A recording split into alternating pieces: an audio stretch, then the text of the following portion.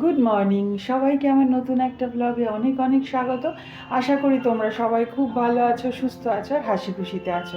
আর আজকে আমার new look, new চশমা। কেমন লাগছে তোমরা অবশ্যই কমেন্ট করে বলো। আগের চশমাটা এত প্রিয় ছিল, চেঞ্জ করতে ইচ্ছা করছিল না, কিন্তু একটু পাওয়ারটার গন্ডগোল হচ্ছে বলে এই চশমাটা নিলাম। এই চশমাটা আমি যত না পছন্দ করেছি তার থেকে বেশি পছন্দ করেছে আমার দেওর আর কর্তামশাই। তোমরা আমাকে একটু জানিও তো কেমন লাগছে। যাই হোক, বাজার যাই, বাজার থেকে এসে আগে পুজো দিয়ে তারপর তোমাদের সাথে আবার কথা বলবো।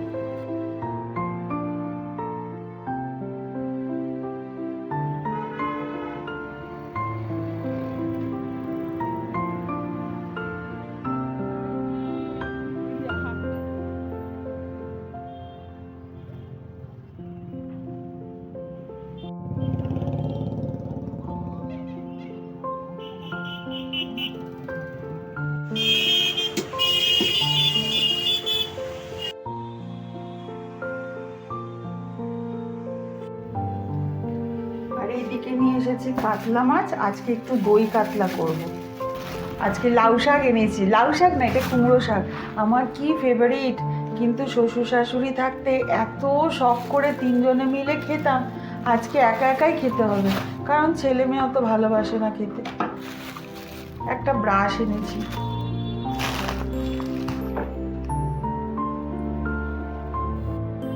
আর আজকাল আমার ঠাকুর পুজো দিতে কত দেরি হয়ে যাচ্ছে, কারণ যে ঝাড়ু পোছা করে তার শরীরটা একটু খারাপ থাকায় সে আসছে একটু দেরিতে। এবার পাশি ঘরে তো আর পুজো দিতে ইচ্ছে করে না। যাই হোক, খোকাবাবুকে এবার উঠিয়ে দিই। এবার তোমরা দেখো আমার খোকাবাবুর কাণ্ড কারখানা। আমার তো আর দোলনা নেই, তাই মায়ের হাতে একটু খোকাবাবু দোল খেয়ে নেয়, তারপরে তাকে স্নান করিয়ে সাজিয়ে গুছিয়ে বসিয়ে দিই। জগৎ সংসার চালায়, কিন্তু সারা দিন এই আসনটার মধ্যে চুপটি মেরে বসে থাকে।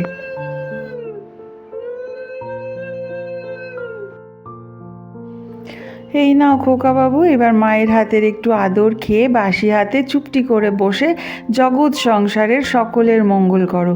কি মিষ্টি যে আমার খোকাবাবু দেখতে। আর ওপরের এই ক্রুশের এই জিনিসটা আমার দিদি বানিয়ে দিয়েছিল। আর ভোগ ভোগ দেখলে নাকি দুর্ভোগ কাটে, তাই তোমাদের একটু দর্শন করালাম। আর লক্ষ্মী মায়ের এই বাটাটা আমি একজনের কাছ থেকে দেখে শিখেছি। আগে আমার মা দিত, কিন্তু ভুলেই গেছিলাম যে মা একটা সধবার বাটা দিতে হয়। ওই মৌটুসি বোনের কাছ থেকেই আমি ওর ব্লগ দেখেই শিখেছি, তাই আমিও দিয়েছি। এইদিকে তিতুনের আবার দেখো চলে এসছে চশমাটা। তিতুন, আমার এখনো হোয়াটসঅ্যাপ মেসেজ আসছে, কিন্তু দেখা শো করছে না রে। আসবে, ওটা লেখাই আছে। তাই লেখাটাই আসছে। এই সবার একরকম খাপ, বাবার আমার তোর, এবার তো গুলিয়ে যাবে। লেন্স কাটা এরকমই খাবার তো, গুলিয়ে যাবে কার কোনটা খাপ। সবাই সবারটা নিয়ে আমার চশমা টানটানি খাপে করবে। থাকে না।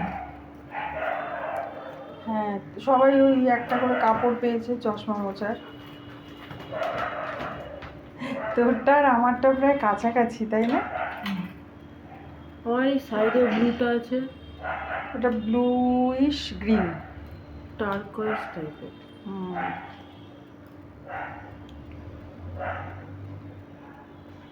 বাহ, ভালো লাগছে। হ্যাঁ, আমার তো খুব ভালো লাগছে। কেমন লাগছে তুই চোখে দেখতে পাচ্ছিস কেমন? ওই তো ওই উঁচু নিচু দেখতেই পাচ্ছি। প্রথম প্রথম উঁচু নিচুই হচ্ছে না। তবে তিতুন, আইটোনটা কিন্তু রেগুলার দিস, হ্যাঁ? ঠিক ওটা আছে। প্রবলেম হলে দিতে, আর রেগুলার দিলে চোখ খারাপ হয়। না না, আমার মনে হয় চোখ ঠান্ডা হয়ে ওরে বাবা, আমার মাও কিন্তু দিত সব সময়। মাকে দেখতাম, বললো, মা বলতো চোখ ঠান্ডা থাকে। আর হেলদি ফুড খাও, ঠিক আছে? হেলদি ফুড খাও, গাজর ফাজর এগুলো আমি যা দেবো।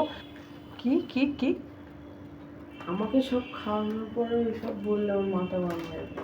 মাথা গরম হয়ে যাবে? ঠিক আছে, মাথাটা একটু গরমই হোক।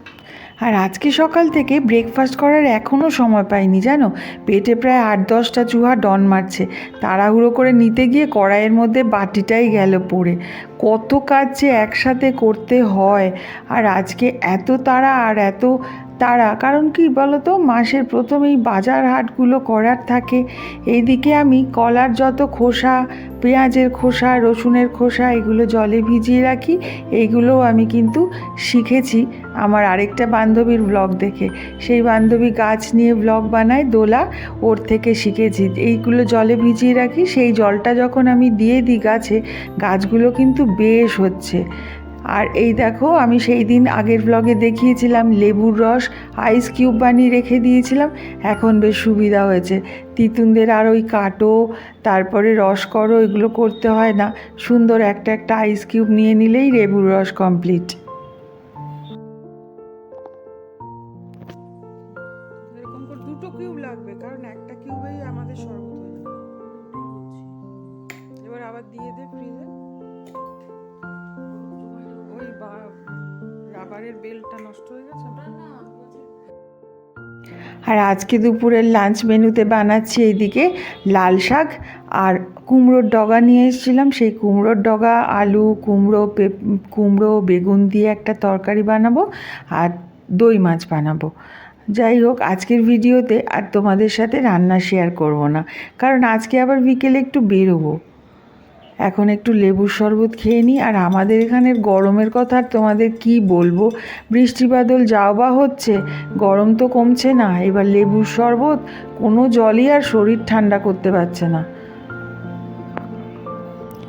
আগে মুখার্জি মশাই যখন ওয়ার্ক ফ্রম হোম থাকতো, তখন কত যে হেল্প করে দিত, সেই সময়টা এত বুঝতে পারতাম না, কারণ বাজার হাট আমাকে যেতে হতো না। যদিও বাজার হাট করতে ভালো লাগে, তাই ঋষিকে বলেছিলাম যে চাল টালগুলো এনে দিবি, সে আর সময় পায়নি। দেখো, সব অনলাইনে আনিয়ে দিল। তোকে বাজার করতে বলেছিলাম যে যা আমার জন্য বাজার করে নিয়ে আয়, তাই নিয়ে আসি।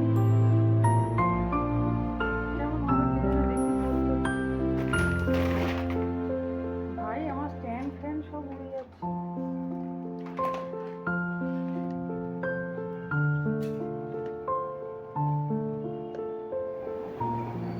ভালোই মনে হচ্ছে, ভালোই হবে রে, পাতলা আছে। ও রিও, জল নেই। আর চাল পাল্টাতে গেলে বেশ ভয় লাগে। আমরা সাধারণত যেই চালটা খাই দেবভূমি, সেই চালটা এখন পাল্টে অন্য চালটা নিয়ে আসলো, তাই একটু চিন্তা করছি। আর এখন বাজে বিকেল 5টা মতন, আর আমরা যাচ্ছি সমবায়িকাতে। ঋষি আমাকে ওখানে নামিয়ে দেবে, তারপর ঋষি চলে যাবে অফিসে। ওখানে আবার মুখার্জি মশাই ডাইরেক্ট অফিস থেকে চলে আসবে, আর আমরা সমবায়িকা থেকে পুরো বাজার করে নিয়ে তারপরে ফিরবো। ওই যে মুখার্জি মশাই দূরে রিকশার খোঁজ করছে। আর আমাদের এখন বাহনটা তো অসুস্থ, তাই বাহনটা না থাকাতে বেশ বুঝতে পারছি একটাও রিকশা সামনে নেই। যাই হোক, আমি দাঁড়িয়ে দাঁড়িয়ে একটু দেখছি কোথায় আশেপাশে কি পাওয়া যায়।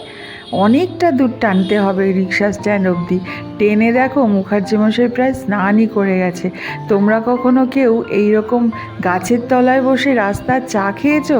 কী যে আনন্দ হয়! বড় বড় কফি শপ, চায়ের দোকানে চা খেতে তো সবাই ভালোবাসে। আমার কিন্তু আবার এরকমভাবে চা খেতেও ভীষণ ভাল লাগে, ভীষণ মজা হয়। আর এই যে ভদ্রলোককে, চায়ের দোকানের ভদ্রলোককে বলা হয়েছিল একটু ভিডিও করে দেবে, তিনি তার জগৎটাকে এত সুন্দর করে তুলে ধরেছেন। দেখো, ছোট্ট একটু জগৎ, কিন্তু এটাই এনার কাছে স্বপ্ন, এটাই এনার কাছে সমস্ত কিছু। এত সুন্দরভাবে ভিডিওটা করেছে বলে আমি একটু অংশও কিন্তু কাটলাম না। ভদ্রলোক ভীষণ খুশি মনে ভিডিওটা করছিলেন, আর বারবার জিজ্ঞাসা করছিলেন যে কিসের জন্য ভিডিও করা হচ্ছে। আমি যখন বললাম, তাতে আরও খুশি। যাই হোক, আমাদের বেহালারই সরকারি হাসপাতাল আছে বিদ্যাসাগর, তারই পাশে এই দোকানটা। এত ভালো ভদ্রলোক, খুব সুন্দরভাবে চা বিক্রি করেন। চাটাও কিন্তু বেশ সুন্দর খেতে। ভদ্রলোক ভিডিওটা করে আমাকে খুব খুশি মনে বললেন, আশেপাশে সবটা দেখিয়ে দিলাম। আমিও খুব খুশিই হলাম। আর ওপরের আকাশটা দেখো, এত সুন্দর লাগছে। আমরা রিকশায় বসে পড়েছি, আর তার তো কলকাতার ইমোশন, তোমরা তারটাকে অবশ্যই অগ্রাহ্য করো। আমরা চলেছি এবার বাড়ির পথে। মাসের বাজারটা তোলা হয়ে গেলে না মনটা অনেকটা শান্তি লাগে। চলো এবার বাড়ি যাই। আর কি কি কিনলাম সেটা তোমাদের একটু সংক্ষেপে দেখিয়ে দিই, তারপরে ব্লগটা এখানেই শেষ করি। তোমরা কিন্তু ভালো লাগলে অবশ্যই লাইক দিয়ে যেও। লাইকটা না দিলে কি করে বুঝবো বলো তো ভালো লাগলো কি খারাপ লাগলো।